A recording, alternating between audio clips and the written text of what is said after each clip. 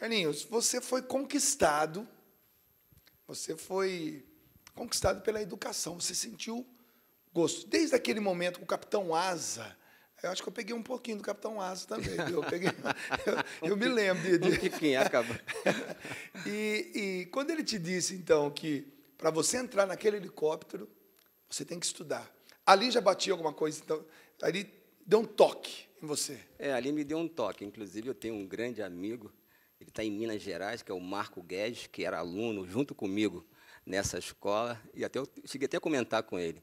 Se a gente quiser sair daqui, temos que entrar naquele helicóptero, temos que estudar, né? E logo após isso, um mês depois, a escola foi fechada por maus tratos às crianças. O governo fechou a escola e nós fomos transferidos para um outro abrigo de menores na Ilha do Governador, na Escola João Luiz Alves. Tá? E ali também eu nunca vi, ali que eu comecei a ver muita covardia, tá, com os jovens, né? Eu já cheguei a passar, Dunga, 3 dias, tá, dentro de cubículo, dentro daquela escola. Não só a mim, como os meus amigos também. E eu via inspetores que não tinham condições de criar 2 filhos em casa, quanto mais 500 dentro de uma FEBEM superlotada, né? Então, eu sofria muito, eu fugia, voltava para a escola, era um sofrimento, sentia falta de algo, tá? Não tinha como. E eu posso te dizer que eu comecei a gostar da sala de aula devido ao que eu passava fora da sala de aula. Tá? Ali eu encontrava refúgio, né? Eu fui mandado para o interior do Rio de Janeiro, para a Escola Agrícola Rodolfo Fux, para a Escola Saboia Lima, tudo fazendas no interior. Você imagina, eu acordava às 6 horas da manhã, era banho frio no lombo, era capina. Eu me lembro que tinha um mestre que ele colocava um certo distância para você capinar, roçar, e se eu com 9, 10 anos de idade, se você parasse para poder descansar, recebia aquele torrão nas costas, e por que não dizer o Nilo, que era, posso dizer para você, posso dizer aqui no ar, que é um cara que prejudicou muitas crianças daquela época, que ele colocava 10 de nós numa parede, e com tipo um chicote, ele mandava ver nas crianças, e aquilo hoje, eu costumo dizer em alguma apresentação minha, quem bate esquece, mas quem apanha, as dores dói até hoje. Ou né? seja, a sala de aula passou a ser também um refúgio, porém, um refúgio onde você também encontrava o prazer de aprender. Quer dizer, isso começou realmente a ser a marca da vida do Carlinhos, porque o grande...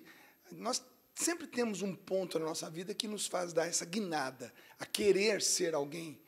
E o refúgio da sala de aula passou a ser também o gozo da alma daquela criança, daquele adolescente, daquele jovem. Ou seja, o estudo começou a ter uma presença maior na tua vida. Quando é que você começou realmente a dizer para si mesmo, é estudando que eu vou sair dessa? Eu comecei a ver isso quando numa das minhas fugas para as ruas do Rio, com 8 anos de idade, já viciado em droga naquela época, perambulando pelas ruas do Rio de Janeiro, andando de trem, não andando certinho dentro do trem, mas em cima do trem. Surfando no trem, tomando apanhando da polícia na rua, tá? Com o meu grupo, que eu comecei a ver que aquilo não era vida para ninguém, aquilo não é vida para ninguém, pequenos furtos, não grande, mas pequenos furtos. Eu estava vendo que algo me dizia que eu iria acabar. Eu vi um amigo meu, Dunga, numa estação de trem, lá no Maracanã, quando o trem fez a curva, ele caiu, eu vi o rapaz cair do trem, morrer. E então eu comecei a ver ali que não era um caminho para mim. O que eu gostava não era aquilo, eu fazia aquilo... Né, quando eu fui me refugiar em Copacabana, que eu fiquei quase que 1 ano perambulando pelas ruas de Copacabana, né, caído, todo sujo, amargurado, sofrendo, eu não queria, eu sabia que Deus tinha algo na minha vida, que eu não sabia o que era. Eu não queria aquilo para mim. Então, às vezes eu lutava para ser pego pela polícia, para que eles me levassem de novo a escola, e eu fui por 13 ou 14 vezes recolhido à escola Padre Severino, que foi extinta pelo governo atual na Ilha do Governador. Quando a gente olha para trás, a gente vê a história que já aconteceu. Então, a gente faz todos os cálculos, interpreta, a gente vê que aquilo, até o que não foi bom, ajudou para que a nossa personalidade fosse formada, a nossa pessoa fosse formada. Mas nos dias não é fácil, não, né? Como criança, você disse que voltou para casa quantas vezes? Eu, por 14 fugas. 14 vezes você fugiu. Fugas. 13 vezes você fugiu, 14 vezes você voltou. E aqui está uma ordem de captura, uma ordem de captura que eu consegui, através do governo Dilma, pegar as minhas alterações da FUNABEM, uma ordem de captura para uma criança de 7 anos de idade, de cor negra, evadido da Fundação Nacional do Bem-Estar do Menor. Você estava procurado oficialmente procurado pela polícia. Com 7 anos de idade. Está aqui o documento da FUNABEM, tá, que comprova isso, mas mesmo sendo capturado, né, pelos capitães do mato, eu continuava fugindo, porque os maus-tratos eram muito grandes, isso prejudicou muitos amigos nossos que realmente, Dunga, era muito sofrimento dentro daquele antigo regime, o qual eu passei, que foi toda, posso dizer que esses quase 20 anos de FUNABEM. Não foi fácil, não. Quando que a Força Aérea apareceu na sua vida? Eu fiquei quase 12 anos no interior do Rio de Janeiro. Como eu disse, eu estava envolvido com droga dentro da escola, mas aquele lugarzinho ali da sala de aula, Dunga, salvou a minha vida. Eu gostava, eu disputava com meus amigos quem tirar a maior nota, né? E, às vezes, o castigo que meus algozes me davam, que eu digo aos meus inspetores, era que hoje você não vai à sala de aula. Isso é um castigo. Era um castigo, eu chorava. E eu tinha, quando meu pai me trouxe de Minas Gerais, com a minha mãe, ele já tinha 3 filhos.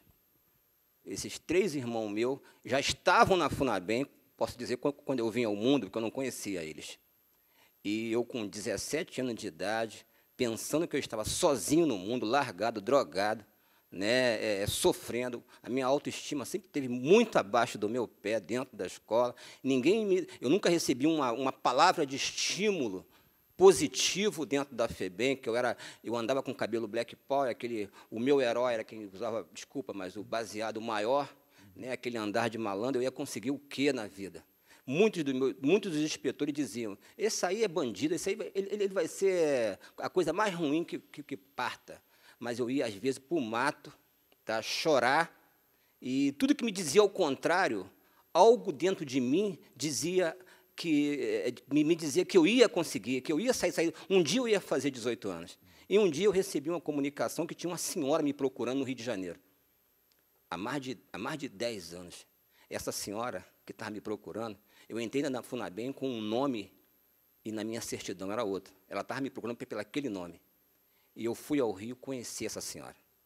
E, através dela, eu pude conhecer meus 3 irmãos, os meus 4 irmãos, Jorge, Graça, Albertino e Ricardo, no Rio de Janeiro. E, nessa época, o meu irmão, eu estava com 17 anos, o meu irmão já era sargento da aeronáutica. Usava uma farda. E um dia que ele me convidou, que eu fui na casa dele, eu olhei a farda dele, eu me vi, posso dizer, aquela criança abandonada, carente, consegui uma família com 17 anos, me vi fardado. E eu falei com meu irmão que eu queria usar uma farda igual aquela, e meu irmão Jorge falou, você tem que estudar, rapaz. Para você usar essa farda, você tem que estudar. E eu fui ao diretor da escola, conversei com ele, me liberou, o meu irmão me franqueou 2 meses de curso no Sueiro. Dunga, eu ia a pé para poder estudar, porque eu sabia que eu ia vencer. Eu sabia que eu ia passar no concurso da aeronáutica. E foi aí que um dia eu cheguei dentro da FEBEM, a minha cama, eu com 17 anos e pouco, porque os meus algozes dentro da escola, quando eu digo algozes, os inspetores, eles diziam que lá fora não tocava rancho. Dentro da FUNABEM eu tinha almoço, café, janta, tinha tudo isso. E quando eu fizesse 18 anos, eu teria o quê? Não teria nada. Eles gozavam dos alunos. Ou seja, 1 ano antes de você ir para a rua, que sair do sistema. Porque eu começava a enxergar também, Duga, que a cada 100 alunos que o Exército Brasileiro recebia, 98 recebia o carimbo de excesso de contingente, quando eles deveriam ali estar. E eles voltavam 15 dias depois, no portão da FUNABEM, todo maltrapilho, e escrito Funabem na testa, e o pessoal gozava, mandava ele sair, eu não queria aquilo para mim. E um dia eu cheguei do curso, 00:30, cansada, minha cama está forrada por roubos. E eu falei, e o cara falou: Carlinhos, você está cheio de livro debaixo do braço, que eu tinha um apelido. Eu falei, ele falou: isso não vai te levar a nada. Olha só aqui, joias, relógio, isso aqui que é melhor. E eu fui reclamar com o inspetor, o vigia da noite. Dunga, o tapa que esse cara me deu me dói até hoje no meu rosto. E eu não pude revidar, porque senão ia ser pior para mim. Eu fechei a minha cabeça e fui dormir, que era obrigado a dormir com a cabeça tampada. No dia seguinte, eu costumo dizer, tudo que eu aprendia na escola entrava como música na minha cabeça. E eu fiz o concurso para aeronáutica. Eu não coloquei nada que identificasse que eu era aluno da FEBEM ou da FUNABEM. Só coloquei Rua Clarimundo de Melo 847. E eu fiz o concurso público. 15 dias depois, eu, curioso, fui saber da minha colocação. Tá? Em 35 mil candidatos para tirar 500. E eu passei com uma excelente colocação para a Escola de Especialista de Aeronáutica. Que maravilha. Recebi minha carta de alforria por cima. Entrei para a escola, vim estudar aqui em Guaratinguetá, próximo daqui, sem dizer a ninguém a minha origem, de onde eu estava vindo. Eu tinha medo que tomassem as minhas divisas. Já formado. Ali já era uma grande vitória na sua vida. Já era uma grande vitória na minha vida. Dunga, eu joguei meu cap tão alto, junto com a minha família, eu joguei meu cap tão alto, que alguém lá no céu pegou e disse que daqui a pouco me devolve. Eu estava formado. Eu estava com a minha cidadania, que ninguém mais tiraria. E eu fui agradecer isso, Dunga, dentro da FEBEM, dentro da FUNABEM. Eu fui cercado por jovens que ali ainda estavam. E Deus colocou uma coisa no meu coração. Eu prometi que aonde que eu estivesse, em qualquer lugar do mundo que eu estivesse, eu ia mostrar a todas as pessoas que essas crianças que estão hoje nas ruas do Brasil, que estão hoje dentro das FEBEM superlotadas, que estão hoje pedintes no crack, só precisam do que eu tive. Um irmão que me deu uma oportunidade. E eu agradeço esse programa hoje, que tem repercussão no Brasil inteiro e mundial, para fazer um agradecimento especial ao meu irmão Jorge, que me deu essa oportunidade. Tá? E os meus professores dentro da FUNABEM, que viram em mim uma promessa e me estendiam a mão. Não diziam que eu era preto, que eu era feio, que eu era coisa. Eu me lembro que quando eu fui apanhado com 7 anos de idade, esse cara me colocou 3 dias dentro de um cubículo. O que eu fiz para ficar 3 dias num cubículo? Fugir por maus tratos? Ele tem que entender que esse gesto dele, não só comigo, como meus companheiros, levou muita gente para a cadeia, já de maior. Então, eu digo para você, é muito forte, cara. Esse Deus salvou a minha vida. E eu tenho que dizer que o Brasil, ele é um país abençoado. Gente, o nosso país, ele é extremamente abençoado por Deus.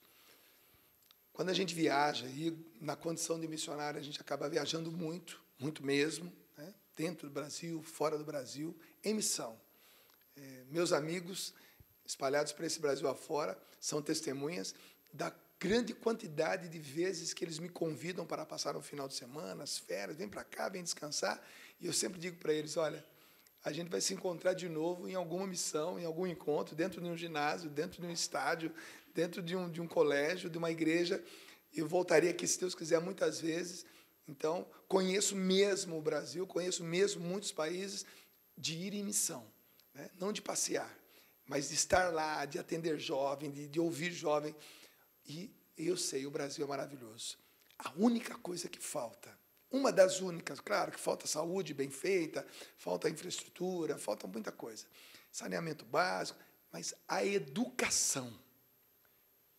Meus irmãos, vem aí as eleições. As eleições estão aí. E depois de 2014, época de Copa do Mundo, de novo. Nós precisamos, a nossa obrigação não é apenas votar.